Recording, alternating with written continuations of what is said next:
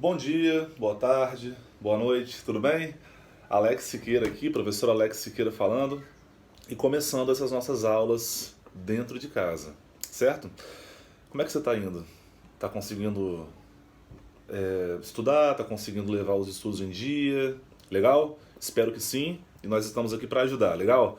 Olha só, meus queridos e queridas alunos do terceiro ano e pré-vestibular, o nosso encontro de hoje é para falarmos sobre ótica geométrica, mais especificamente falando sobre espelhos esféricos. Beleza? Olha só aqui na minha telinha aqui embaixo, repara só. Os espelhos esféricos, eles são superfícies esféricas, né? Superfícies esféricas formadas a partir de uma esfera que são espelhadas. Legal? Por exemplo aqui, repara só.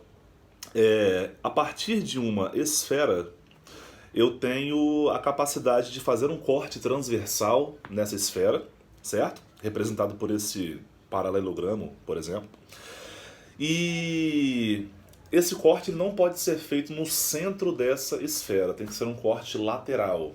Por exemplo, transformando essa parte maior e essa parte menor. A parte menor é a parte que nos interessa, ela é chamada de calota esférica. Legal? Quando nós separamos essa calota esférica, nós percebemos a possibilidade de duas regiões, beleza? Uma região interna e uma região externa. Caso a região externa represente a região que reflete a luz, ele é denominado espelho convexo, ok? Agora, se a região interna for a superfície refletora, já seria o espelho côncavo, ok? A parte de fora é a parte convexa e a parte de dentro é a parte côncava, beleza? Esses espelhos eles são utilizados para muitas coisas no nosso dia a dia, desde ampliar o nosso campo visual, como por exemplo são o caso dos espelhos convexos, utilizados em ônibus, lojas, garagens, para ampliar mesmo o campo de visão. Agora, o espelho côncavo ele pode ter algumas outras utilidades além de apenas formar imagem, como por exemplo, faróis de carro utilizam espelhos côncavos para direcionar os raios luminosos. Lâmpadas, aliás, lanternas fazem a mesma coisa, né? Algumas lanternas têm os espelhos côncavos na sua composição para fazer o direcionamento. Os espelhos côncavos também eles podem ajudar na conjugação de uma imagem, por exemplo, de um sistema mais elaborado, como um telescópio, né, por exemplo, certo? E vamos lá. O nosso estudo aqui de espelhos esféricos será basicamente dividido em duas regiões, além de uma apresentação, né? As duas regiões são quais? Vamos ver isso aqui. Só um segundo. Por exemplo, o primeiro tópico que nós iremos analisar dos espelhos esféricos tem a ver com a formação de imagens. Legal? Abreviei aqui a imagem. E a segunda parte do nosso estudo de espelhos esféricos tem a ver com o quê? Com o estudo analítico. Seria a parte mais matemática da coisa. Beleza? Bom, então continuando aqui o nosso estudo sobre espelhos esféricos, vamos entrar nesse campo da formação da imagem. Como você pode reparar aqui na minha tela, eu coloquei 4 imagens aqui, certo? Professor, essas imagens são as imagens formadas? Não, ainda não. Porque para entendermos como que uma imagem será formada num espelho esférico, seja ele côncavo ou seja ele convexo, repare inclusive nessas figurinhas que eu coloquei aqui nessa tela central, que os espelhos do lado esquerdo são representações de espelhos côncavos, certo? E do lado direito, os espelhos são os convexos, beleza? Você pode reparar que, por exemplo, o lado refletor do meu espelho, ele é o lado oposto que tem essas marcaçõezinhas aqui, ó, como você pode ver. Legal? Igual nesse primeiro caso aqui do espelho côncavo, eu tenho que o lado refletor é esse lado aqui, e essas marcaçõezinhas estão exatamente do lado oposto. A mesma coisa você pode reparar lá no espelho convexo. Legal? Olha o espelho convexo. O lado refletor é esse daqui. E do outro lado eu tenho as minhas marcaçõezinhas, esses pelinhos, enfim. Legal? Mas professor, o que é isso aqui? Isso aqui são os raios notáveis. Nós, como eu falei, precisamos entender como que os raios luminosos, eles atingem os espelhos, eles são refletidos por esse espelho, para que a imagem seja formada. Nós precisamos entender isso primeiramente, certo? Então, eu chamo isso aqui de, por exemplo, 1.1, são os raios notáveis. Notáveis. Beleza? Vamos lá. Os raios notáveis, eles podem existir de basicamente 4 maneiras principais, digamos assim. Legal? E eu já coloquei na sequência para vocês. Acompanha comigo aqui embaixo. Olha só. Eu vou chamar de letra A esse primeiro aqui. Esse primeiro raio notável, ele é um raio notável que ele atinge o espelho estando paralelo ao eixo principal. Nós podemos chamá-lo de paralelo. Beleza? Paralelo ao eixo principal. Repara só. O raio luminoso atinge o espelho côncavo aqui à esquerda, estando esse raio paralelo a esse eixo aqui, que contém alguns pontos que são importantes no espelho esférico, certo? Sendo que esse raio luminoso ele está paralelo a esse eixo principal, formando um ângulo, digamos que 0 grau, ok? Professor, o que são os pontos C, F e V? Os pontos C, F e V são os pontos principais de um espelho esférico. São eles: centro de curvatura é o C, foco é o F, V representa o vértice. Legal? Vértice nós podemos entender que ele seria o quê? A posição do espelho. Eu estou a 1 metro de um espelho esférico, eu estou a 1 metro do vértice desse espelho esférico. Basicamente é isso. Beleza? Então olha só, qual que é a grande sacada desse primeiro tipo de raio notável? O raio que é paralelo, ele é um raio que ao refletir nesse espelho, ele sempre terá algum tipo de interação com o foco. Repare aqui, o foco é a letra F. Legal? Bom, no caso do espelho côncavo, que é o espelho da esquerda, o raio luminoso que atinge o espelho côncavo, estando ele paralelo com o eixo principal, ele reflete indo para o foco. Nós falamos que ele converge ao foco, ok? Agora, no espelho convexo, que está aqui do lado direito, perdão, olha só, o raio de luz ele atinge o espelho paralelo também a esse eixo principal, beleza? E aí, ao bater no espelho, ao incidir no espelho e ao ser refletido com o espelho, note no desenho que ele também tem um tipo de interação com o foco.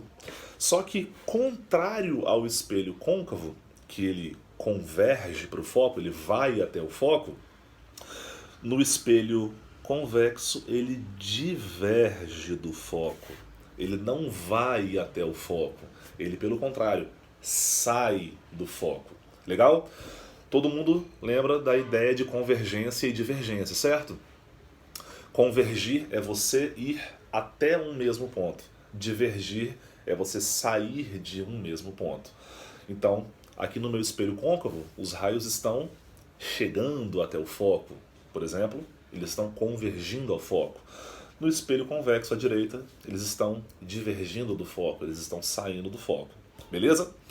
Bom, no caso aqui da letra B, nós temos aqui esse segundo caso, que eu costumo dizer que é o contrário do primeiro. Exatamente o contrário. Como assim o contrário? O raio luminoso que chegava paralelo ao espelho côncavo, ele convergia para o foco, ele estava direcionado para o foco. E se acontecer o contrário? E se esse raio, ele antes de bater no espelho, passar pelo foco? Bom, como você pode ver aqui, só um segundo, como você pode ver aqui, esse raio que passa no foco, eu vou chamá-lo assim, foco na direção do foco, por exemplo, ele passa pelo foco ele atinge o espelho côncavo primeiro e ele é refletido pelo espelho côncavo paralelo ao eixo principal. Você lembra que anteriormente eu tinha te falado que uma das utilizações de um espelho côncavo era de não apenas formar imagem, mas direcionar os raios luminosos, como por exemplo em faróis? Num farol de carro, por exemplo, a lâmpada do farol ela fica numa posição bem próxima ao foco do espelho que tem lá por trás. Para que isso, professor?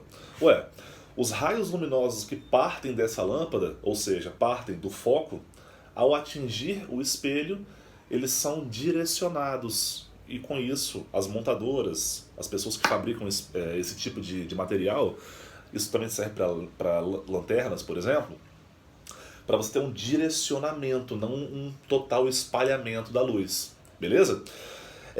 Agora, no caso do espelho convexo, acontece a mesma coisa. Repara só. O raio de luz, ele não chega no espelho convexo passando antes pelo foco. Beleza? Mas ele chega no espelho convexo numa direção que contém o foco. Beleza? Sendo assim, acontece a mesma coisa. Esse raio aqui, ele é refletido paralelo ao eixo principal. Beleza? Voltando aqui para a nossa ideia, nós temos aqui agora a letra C. A letra C. Como você pode ver na letra C, tanto no espelho côncavo como no espelho convexo, é bem parecido, concorda? A ideia da chegada do raio de luz e da saída dele, ou seja, da reflexão desse raio de luz, é basicamente a mesma. Eu vou chamar esse tipo de reflexão de raio notável de vértice. Ou seja, ele está na direção do vértice.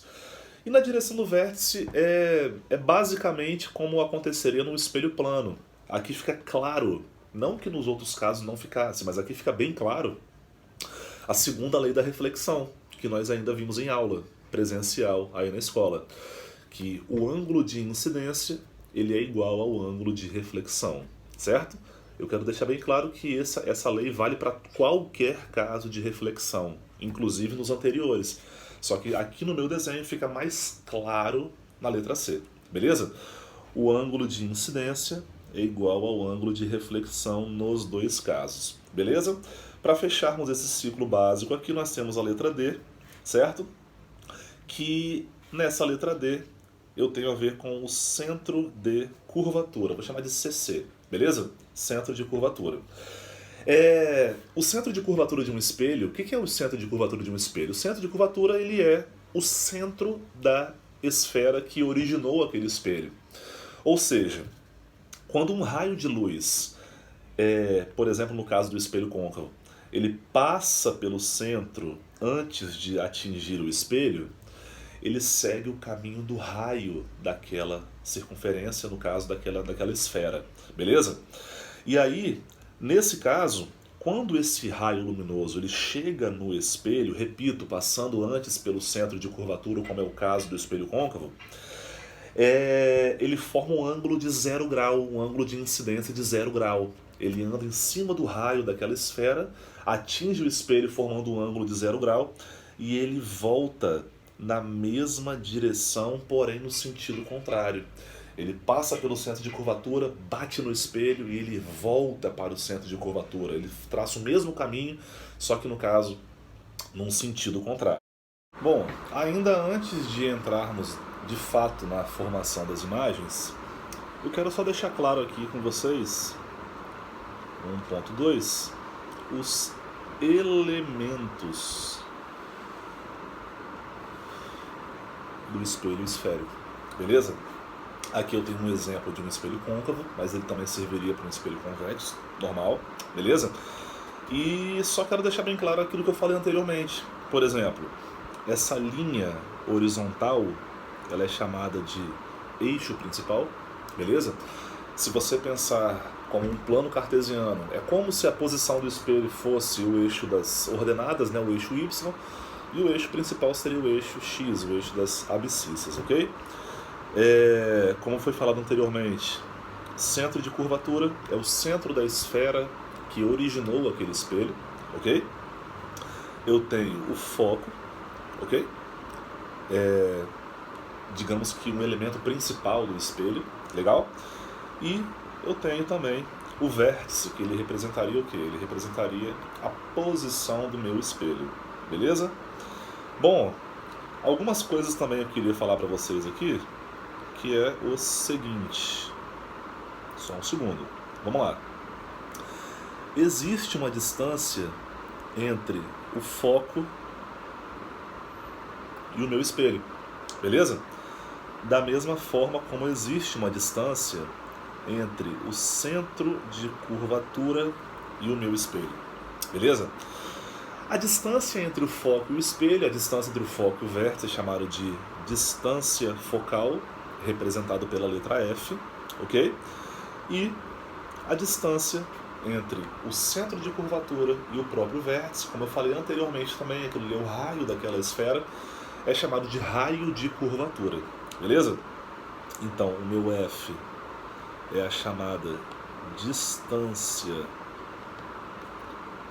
focal, enquanto o meu R, ele seria o raio de curvatura, abreviado aqui. Professor, existe alguma relação entre a distância focal e o raio de curvatura? Sim, existe. A relação entre eles é a seguinte, que a distância focal sempre será a metade do raio de curvatura. Pode anotar isso aí, por gentileza. A distância focal sempre é a metade do raio de curvatura. Bom, então vamos de fato agora para a formação das imagens, ok? Você já deve ter reparado que a telinha aqui mudou, beleza? E eu já coloquei alguns esquemas aqui prontos para a formação da imagem, sempre com o detalhe dos raios notáveis que vimos anteriormente, beleza? Não adianta ficarmos decorando essas coisas simplesmente por decorar. A ideia é sempre entendermos como que a coisa acontece, beleza? Antes de começarmos a falar de formação de imagens e sempre considerando os raios notáveis, eu queria só lembrar uma diferença para vocês entre imagem real e virtual, beleza? A imagem real é uma imagem que ela é formada pelo encontro dos raios que foram refletidos no espelho. Se os raios que partem do objeto conseguem, depois de serem refletidos, se encontrar, então essa imagem ela é real, beleza?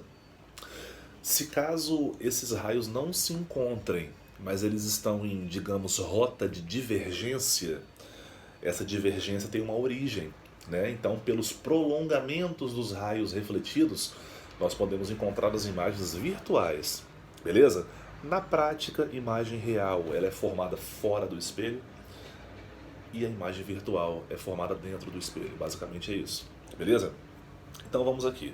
Olha só, eu começo então pelos espelhos, aliás, pelo espelho côncavo, que o espelho côncavo ele tem uma certa particularidade. Você lembra do foco, centro de curvatura e vértice, beleza? Começando aqui nesse primeiro caso, vou chamar de 1.1, eu tenho aqui o objeto representado aqui pela letra O, beleza? Essa vela, legal? E esse objeto ele está além do centro de curvatura, além do centro de curvatura. Ele está mais afastado do espelho côncavo do que o centro de curvatura está, beleza? Então note aqui, olha, sempre que formamos uma imagem, nós utilizamos 2 daqueles 4 raios notáveis que nós comentamos anteriormente, beleza? Em todos esses meus desenhos, os raios notáveis, um é vermelho e o outro é verde, beleza? E repare então no raio vermelho. Olha, o raio vermelho, ele é qual daqueles raios notáveis que parte dessa extremidade superior aqui da minha vela, do meu objeto, e atinge o meu espelho? Se você respondeu que ele é o raio paralelo ao eixo principal, você acertou. Lembre-se, raio luminoso paralelo ao eixo principal que atinge um espelho côncavo, ele é refletido passando por onde? Se você respondeu convergindo para o foco, você acertou. Ele vem aqui direto para o foco. Beleza? Opa! Beleza? O segundo raio verde é o raio que ele incide aqui no vértice, beleza? Aquele detalhezinho que o ângulo de incidência ele fica mais visível, né? Ele é igual ao ângulo de reflexão, beleza? E note que os dois raios que foram refletidos pelo espelho, tanto o verde como o vermelho, eles se encontram nesse ponto aqui. Então é por isso que a imagem é uma imagem real. Ela é formada pelo encontro dos raios luminosos refletidos no espelho, isso já foi falado.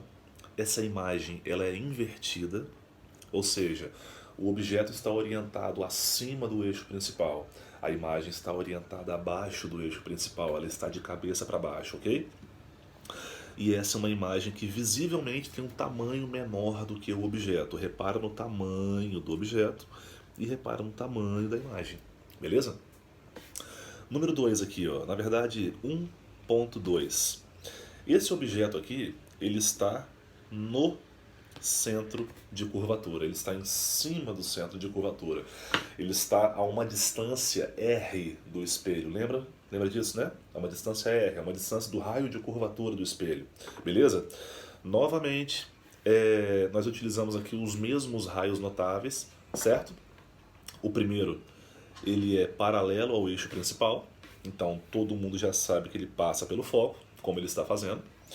E o segundo raio luminoso é aquele mesmo de anteriormente, que é o que passa pelo vértice. Legal? Esses dois raios, depois da reflexão, se encontram? Sim, eles se encontram. Eles se encontram onde? Eles se encontram aqui.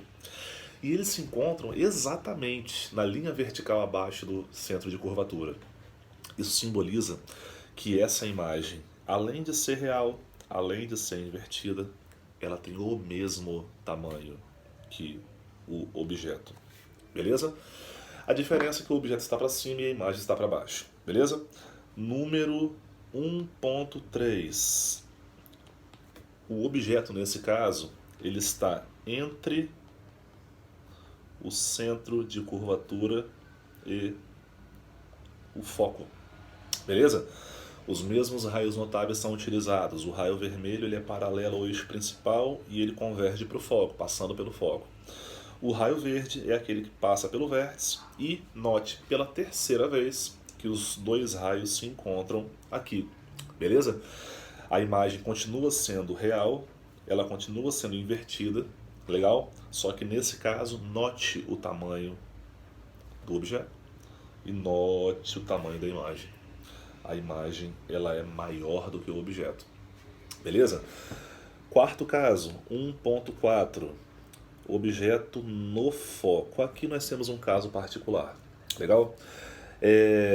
Utilizando os mesmos raios, paralelo ao eixo principal, converge para o foco. Segundo raio notável, incide no vértice.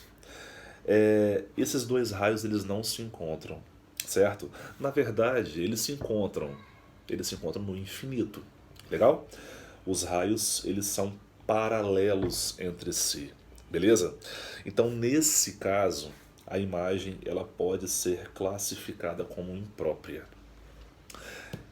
Esse tipo de caso aqui, mais para frente um pouquinho, será muito utilizado na compreensão de como que imagens de objetos muito, mas muito distantes, como estrelas, planetas e afins, são formadas como, por exemplo, em telescópios, né? Aquela estrela observada, aquele planeta observado está tão, mas tão, mas tão distante de onde nós estamos, que ele pode ser considerado estando no infinito. Então a imagem, ela por conseguinte pode ser formada no foco. Mas isso é um assunto para outra hora, beleza? O último tipo de caso do espelho côncavo, 1.5, nós temos o objeto entre o foco e o vértice, entre F e V, beleza? Nesse caso, olha, o raio vermelho continua em todos os casos. O raio vermelho, você pode olhar aí na minha figura, todos os casos o raio vermelho é paralelo ao eixo principal e, portanto, converge para o foco, beleza? O raio verde também é a mesma coisa, ele sempre incide aqui no vértice. Professor, posso usar outros raios notáveis? Pode, com certeza. Você pode usar qualquer daqueles 4, você tem que escolher 2, sempre vai dar a mesma coisa. Só que nós temos algumas preferências, porque de repente fica um pouco mais fácil, né? Só que diferente de todos os casos anteriores, os raios vermelho e verde, eles não se encontram depois da reflexão. O raio vermelho vem nessa direção aqui e o raio verde vem nessa direção aqui. Eles estão em, digamos, rota de divergência, que existe, portanto, uma origem. Se nós prolongarmos aqui os raios, esses prolongamentos eles se encontram, né? Eles se encontram e, nesse caso, a imagem ela é virtual, formada pelos prolongamentos dos raios refletidos. Formado pelos prolongamentos dos raios refletidos. Essa imagem não mais é invertida, porque se você notar, o objeto ele está acima do eixo principal e a imagem também está acima do eixo principal, certo? Então, qual que é o contrário de uma imagem invertida? O contrário seria uma imagem direita, também chamada de direta. Tanto faz, direita ou direta. Nos livros que nós temos acesso no ensino médio, é mais comum direita, mas não está errado direta não, beleza? A imagem é maior, você pode reparar aqui. Então, por exemplo, um exemplo cotidiano, um exemplo comum desse caso aí, são alguns espelhos. Por exemplo, espelho que tem ótica, espelho de alguns kits de maquiagem. Já repararam? Alguns kits de maquiagem tem dois espelhos. Quando você abre, um espelho, ele é plano, ele mostra você de fato como você é, com todas as suas dimensões mantidas. E, de repente, um outro espelho, ele tem essa característica côncava. Você posiciona o seu rosto entre o foco e o vértice e você se vê maior, certo? Na ótica, a mesma coisa. Você vai comprar um óculos, você quer ver se você está legal com aquele óculos, está bacana e tal. Desculpa. E aí você consegue, né, posicionar o seu rosto entre o foco e o vértice desse espelho e você se vê ampliado, beleza? No último caso aqui, na minha direita, nós temos aqui o espelho convexo, beleza? Professor, por que no espelho côncavo tem 5 e no espelho convexo só tem 1? Porque independente da distância entre o espelho convexo e o objeto, a imagem sempre terá as mesmas características, sempre. É justamente por isso que a principal forma de utilização de um espelho convexo é de ampliação do campo visual, né? Você vai olhar para ele e você vai ter acesso a pontos daquele local que você está de forma mais facilitada, digamos assim. O espelho convexo também ele pode ser utilizado em carros, legal? Em espelhos retrovisores. Ele amplia o campo de visão, beleza? Mesmos raios notáveis. Paralelo ao eixo principal é o vermelho, aquele que incide no vértice é o verde. Legal? Diferente dos casos anteriores, o raio vermelho, o raio que é paralelo ao eixo principal, ele diverge do foco, ele não converge para o foco. Beleza? Então, esse raio vermelho, ele segue um caminho que vai para cima, digamos assim, e o raio verde é um caminho que vem aqui para baixo. Eles não se encontram, porém, a divergência entre eles existe uma origem. A divergência entre eles tem uma origem. Essa origem está aqui. E é aqui que a imagem virtual, a imagem direita e a imagem menor, repare no tamanho, é formada. Beleza? Professor, a imagem direita significa que está à direita do espelho? Negativo. A imagem direita significa que o objeto e o espelho, o objeto e a imagem estão do mesmo lado, acima ou abaixo do nosso eixo principal. Beleza, galera? Essa foi a parte de formação de espelhos, a formação de imagens em espelhos esféricos, tanto côncavo como convexo, beleza? E é isso, bons estudos, façam os exercícios e qualquer dúvida nos chame. Valeu, gente, um abraço, bons estudos, fique em casa, valeu. Última coisa, antes que eu me esqueça, eu quero disponibilizar para vocês o meu e-mail institucional. Legal? Vou escrever aqui embaixo para vocês. É o alexsiqueira, fis@apvix.com.br. Qualquer dúvida, se você mandar mensagem, resolução de exercício, alguma coisa que não ficou clara, manda pra gente que ficarei muito feliz em ajudar. Valeu, gente. Valeu, tchau, tchau. Fica em casa.